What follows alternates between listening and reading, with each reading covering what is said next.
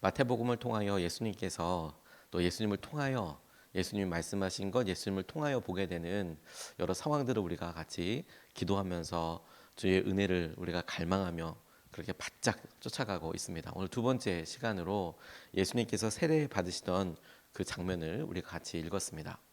주님께서 세례를 받으신 것은 마태, 마가, 누가복음에 공통적으로 나오는 굉장히 중요한 사건이고 요한복음에서도 등장합니다. 다만 약간 시점이 달라서 마태, 마가, 누가복음은 주님께서 세례를 받으시던 그 시점을 중심으로 해서 그렇게 묘사가 된다면, 그 장면을 묘사를 한다면, 요한복음은 마치 누구에게 이야기하듯이 증거하듯이 내가 그렇게 세례를 주었을 때 성령께서 임하는 것을 보았다, 이렇게 증인이 되어서 증거하는 식으로 묘사되어 있습니다. 마태, 마가, 누가, 요한복음까지 다 나와 있는 그런 장면이긴 하지만 요한복음은 조금 관점이 다릅니다.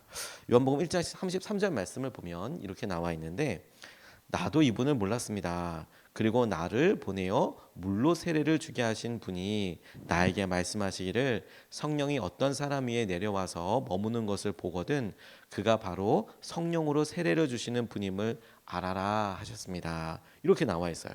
그러니까 마치 다른 사람에게 이야기하듯이 나도 그분을 몰랐는데, 마테마가 누가복음은 예수님이 다가오자 제가 세례를 받아야 될 터인데 거꾸로 주님께서 제게 오십니까? 이렇게 이야기한다면 요한복음은 다른 사람에게 이야기하듯이 말씀하면서 나도 처음에는 그분을 몰랐습니다.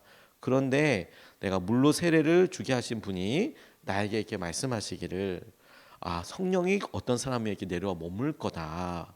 그래서 성령으로 세례를 그분이 주시게 될 분이라는 걸 알아라, 알려주셨다라는 거예요.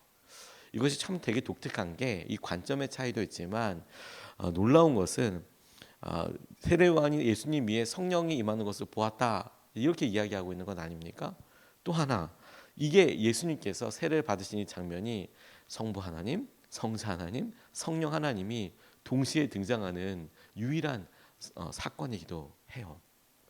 물론 성경에 우리가 뭐 사람을 하나님 형상대로 만들었다, 이런 표현들이 여러 등장하기도 하지만, 근데 어떤 특정한 모습으로 성부 하나님의 목소리가 들리고 성령 하나님께서 임하시고 그리고 성자 하나님께서 그곳에서 세례를 잡으시던 요 딱 한 그림이, 한 장면이 성경에서 유일하게 성부, 성자, 성령 하나님이 딱 등장하는 아주 특별하고 독특한 장면입니다.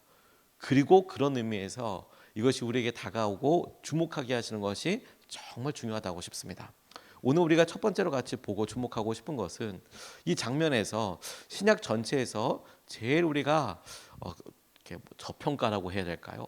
잘 주목하지 못하는 사건으로서 예수님께서 당신의 공생애를 시작하실 때에 세례를 받으시면서 시작되었다라는 점에 주목하고 싶어요. 우리가 얼마 전에도 성찬을 했는데, 성찬 같은 경우에도 어느 교회는 뭐 1년에 한두 번 하지만 저희 교회는 뭐 1년에 적어도 14번, 15번 정도를 매달마다도 하지만 특별한 절기에도 하고 있지 않습니까? 그러니까 자주 하다 보니까 성찬의 의미와 성찬의 여러 생각들을, 의미를 되새기게 되는데, 그런데 세례 같은 경우엔 우리의 삶에서 한 번 받잖아요. 그리고 그때는 좀 아쉽게도 좀 어렸을 때거나 혹은 우리가 거의 새신자 때 받다 보니까 그게 어떤 의미인지에 대해서 잘 모르고, 그리고 시간이 또 오래 지나다 보니까 세례가 어떤 의미이지? 라고 그렇게 그 의미에 비해서 가장 저평가되어 있다고 하나? 제일 마음속에 그래, 우리가 세례가 우리가 갖게 되는 의미를 잘 모르는 경우들이 많은 것 같습니다. 그런데 이 사건 자체로 보면, 오늘 본문 자체 마태복음뿐만 아니라 오늘 사복음서 예수님의 활동과 그분의 이제 시작하게 되실 여러 일들의 제일 출발점이 무엇이었냐면 세례받는 것에서부터 시작을 하시다는 거예요. 13절에서부터 15절까지 말씀을 보면 이렇게 나와 있습니다. 그때 예수께서 요한에게 세례를 받으시려고 갈릴리를 떠나 요단강으로 요한을 찾아가셨다. 그러나 요한은 내가 선생님께 세례를 받아야 할 터인데 선생님께서 내게 오셨습니까? 하고 말하면서 말렸다. 예수께서 그에게 말씀하셨다. 지금은 그렇게 하도록 하십시오. 이렇게 하여 우리가 모든 의를 이루는 것이 옳습니다. 그제서야 요한이 허락하였다라고 그렇게 이야기하고 있습니다. 세례를 받으신 것은 주님 스스로 결정하신 일이었어요. 그러니까 주님께서 이게 세례를 받으셨다라고 이야기할 때 우리가 이 본문들을 읽으면서 요한이 예수님을 미리 알았다. 혹은 마가복음이나 요한복음 보면 또 이 마태복음이나 조금 다르게 몰랐을 수도 있겠다. 혹은 요한복음을 보면 전혀 몰랐다. 이렇게 사전에 미리 인지하지 못했다. 이런 것을 우리가 약간 다른 관점에서 볼 수 있는데, 그렇더라고 하더라도 공통적으로 중요한 것 한 가지가 뭐냐면, 세례라는 것이 누가 어떤 사람이 너 받아라 이렇게 얘기한 게 아니라 예수님께서 스스로 결정하셔서 이 세례를 통해 이 전과 이 후가 다르도록 행동하셨다라는 점입니다. 이 전에는 요셉의 아들로서, 어쩌면 목수로서 당신이 유년기라고 할 수 있는 이 전의 삶을 살았다면, 이 세례 사건을 통하여서 세례를 받는 것을 통해서 하나님의 아들로 하나님께서 이 땅에 계신 사명을 이루는 일로 온 나머지의 삶을 보냈다. 이게 엄청난 차이이고 그 결정을 주님이 스스로 하셨다라는 거예요. 세례가 우리에게도 똑같이 중요한 의미를 갖는다라고 싶습니다. 우리가 죽고 다시 사는 것, 다시 말해서 이제 옛사람은 사라지고 주님과 함께 하는 새 사람이 태어나는 순간을 우리가 통과했다라는 의미거든요. 주님이 이것을 믿음으로 먼저 보여주신 거예요. 우리 삶에도 주님께서 우리 삶에서 이끌어주시고 인도하여 주신 것을 우리가 주목하며 찾아가며 따라갈 때 이와 같은 사건과 이와 같은 통과가 있었다라는 점을 우리가 떠올려는 것이 너무 중요하겠다고 싶습니다. 우리에게도 이런 순간이 있었거든요. 여러분 떠올려 보십시오. 여러분들의 세례와 혹은 여러분들이 마음이 뜨거웠던 적은 어떤 때였습니까? 마음이 뜨거웠던 때 영적으로 너무 중요한 의미를 갖습니다. 근데 갖는데 우리가 세례를 받았을 때 이미 우리는 주님과 함께하는 믿음의 여정이 시작된 거예요. 이미 그때 내가 죽고 다시 사는 은혜를 이미 그때 경험하게 되었다라는 점입니다. 그러니까 우리가 제가 주님 믿고 내가 주님 안에서 죽었고 이제 내 안은 주님께서 사십니다라는 이 믿음이 아주 믿음 생활을 오래 하신 분들, 그리고 오래 했기 때문에 여러 경험이 있으셨던 분들에게 해당되는 믿음이 아니고, 사실은 우리가 처음 예수님을 믿고 그리고 세례를 받으면서 내가 이제는 주님의 사람으로 살 거야, 내가 이제 전과 다른 사람으로 살 거야 라고 결정했던 세례 그 순간부터, 그 순간에 가져야 할 믿음이었고, 그 순간부터 우리 가운데 주님께서 보셨던 관점이라는 거예요. 주님께서 보셨던 관점이라 하면 너는 죽었어, 너는 새 사람이야. 주님은 우리에게 끊임없이 그렇게 보아주시고 그렇게 믿음으로 우리를 여겨주셨다라는 점입니다. 우리가 언제 새 사람입니까? 주님, 저는 여전히 힘들고 여전히 연약하고 여전히 무너지는데요. 근데 주님은 아니, 너는 그때부터 이미 새 사람이어서 그때부터 우리가 주님의 은혜와 마음을 누리는 그런 대상으로서, 사랑의 대상으로서 있었다는 겁니다. 우리가 세례를 받았을 때 이미 주님께서는 우리가 죽었다고 인정해 주셨는데, 로마서 6장 3절에서부터 6절까지의 말씀을 보면 이렇게 나와 있어요. 세례를 받아 그리스도 예수와 하나가 된 우리는 모두 세례를 받을 때에 그와 함께 죽었다는 것을 여러분은 알지 못합니까? 그러므로 우리는 세례를 통하여 그의 죽으심과 연합함으로써 그와 함께 묻혔던 것입니다. 그것은 그리스도께서 아버지의 영광으로 말미암아 죽은 사람들 가운데서 살아나신 것과 같이 우리도 또한 새 생명 안에서 살아가기 위함입니다. 우리가 그의 죽으심과 같은 죽음을 죽어서 그와 연합하는 사람이 되었으면 우리는 부활에 있어서도 또한 그와 연합하는 사람이 될 것입니다. 우리의 옛사람이 그리스도와 함께 십자가에 달려 죽은 것은 죄의 몸을 멸하여서 우리가 다시는 죄의 노예가 되지 않게 하려는 것임을 우리가 압니다. 우리가 세례 받을 때 죄인된 모습으로서 우리의 삶이 하나님의 관점에서는 이미 처리되고 그리스도의 보혈로 처리되고 죽음으로써 처리되고, 그리고 주님께서는 우리를 당신의 의로운 사람으로, 십자가를 통과한 사람으로 그때부터 여겨 주셨다라는 거예요. 그런데도 불구하고 여러분, 우리가 여전히 죄의 습성과 관습에서 살고 있다면 그것이야말로 정말 딱하고 안타까운 일이죠. 우리가 언제 이런 관계를 갖게 되었느냐? 세례 때 이미 갖게 되었다니까요. 죄는 우리에게 습관과 우리가 갖고 있는 마음의 태도로 남아있는 것 같습니다. 주님께서 언제든 우리에게 구원하여 주시마, 이끌어 주시마 라고 이야기했지만 우리 스스로가 그것에 대해서 잘 붙잡지 못하고 인지하지 못하는, 그래서 그냥 해왔던 대로 그렇게 살아왔던 그런 모습인 것이죠. 어느 분이 스테판이라는 어떤 혼혈 아이의 이야기를 이렇게 쓰신 글을 보니까 너무 마음에 와서 닿았었습니다. 미군 아버지와 엄마 사이에 태어난 이 아이가 어렸을 땐 사랑받고 아무것도 모르고 그랬는데 처음 모습으로 기억하고 있는 것이 무엇이냐면 엄마 따라서 외갓집에 갔는데 자기를 이뻐해 주던 여러 사람 그 할머니도 있고 그렇지만 어느 날은 어머니가 이렇게 외갓집에 갔을 때 두런두런 들리는 소리 가운데 자기는 그때 당시에는 무슨 의미인지 몰랐지만 엄마한테 이제 너 사실 제가 하라고 이렇게 이야기했던 것이 그 웅성웅성하던 것이 기억이 나더라는 겁니다. 아주 어린데도 그날이 특별한 날에서 그런지도 모르겠어요.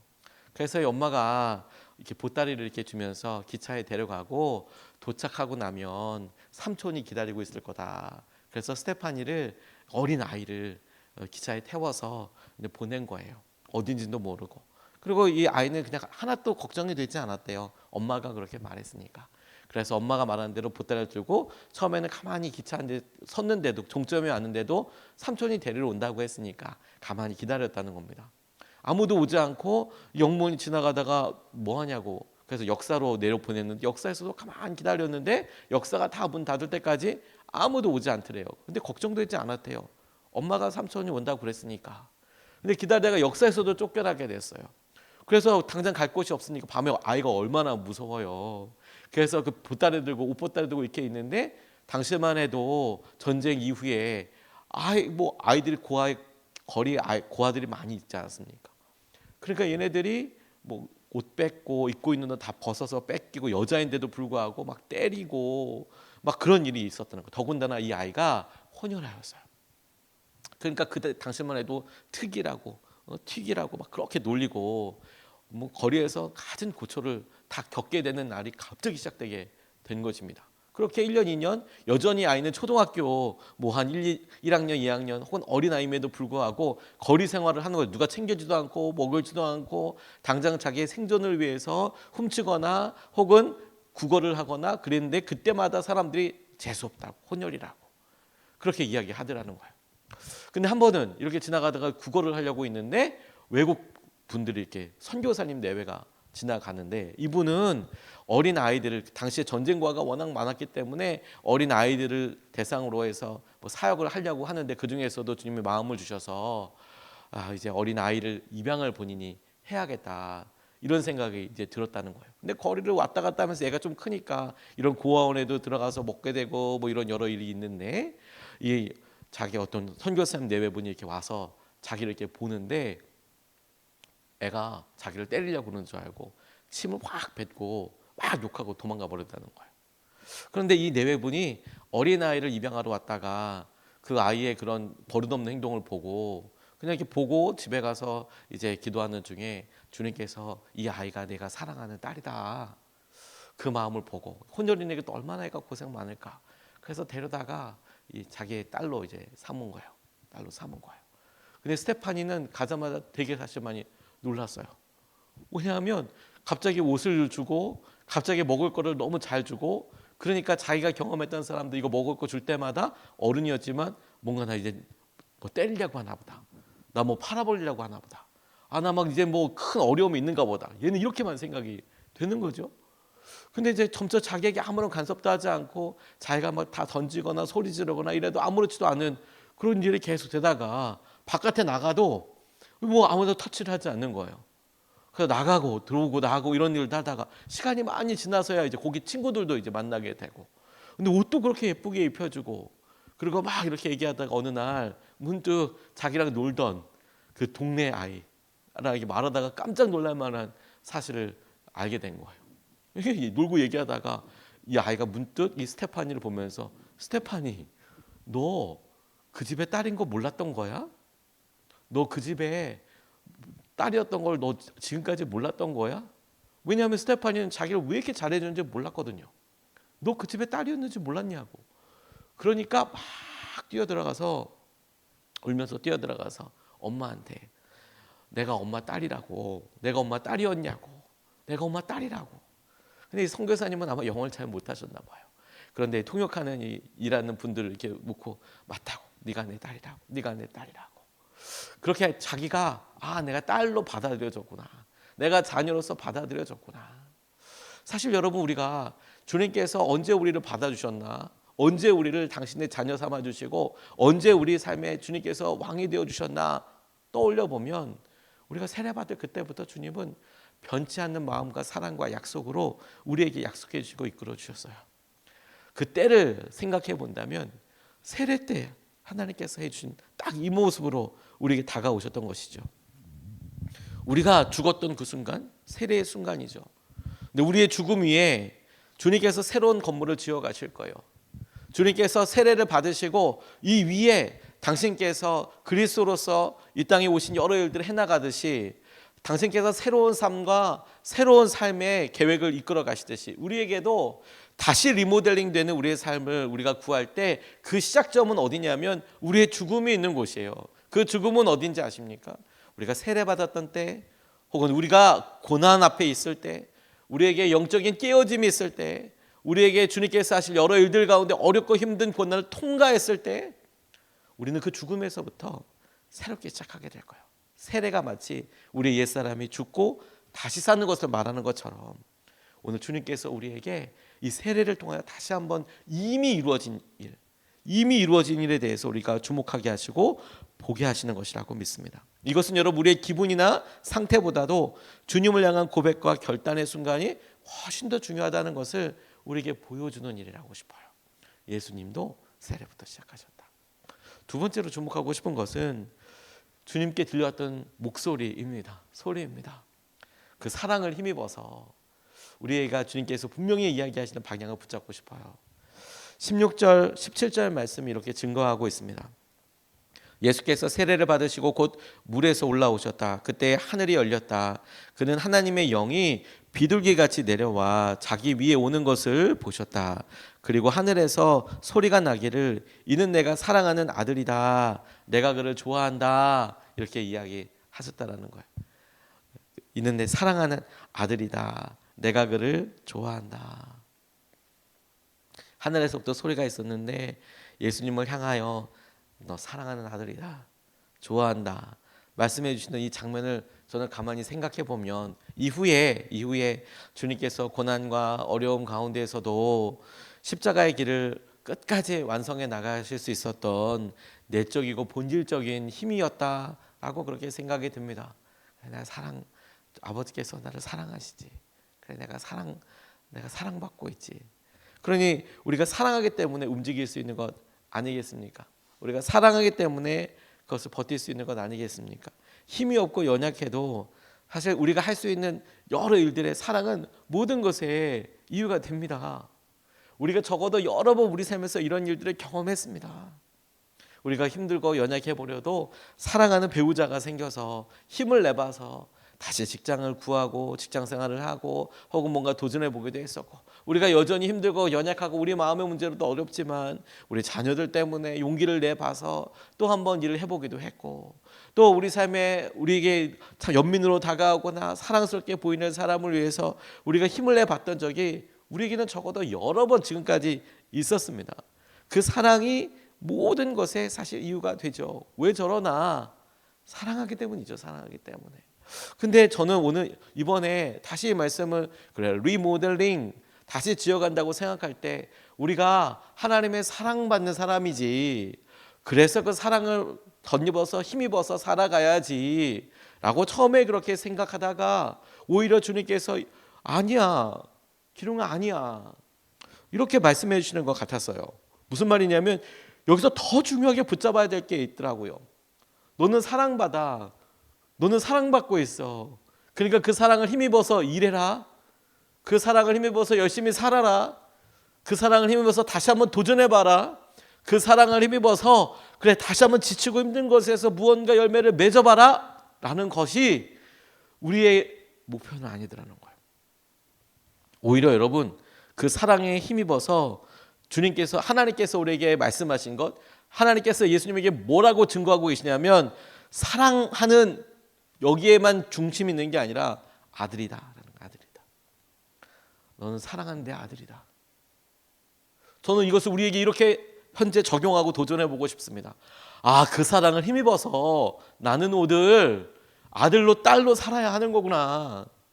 그 사랑을 힘입어서 뭔가 일을 더 열심히 하는 게 아니라 그 사랑을 힘입어서, 그 사랑을 덧입어서, 그 사랑을 마주하여서 그 사람을 붙잡고 나는 오늘도 더 아들이어야 되는 거구나. 나는 더 딸이어야 되는 거구나. 나는 자녀로서 살아야 되는 거구나.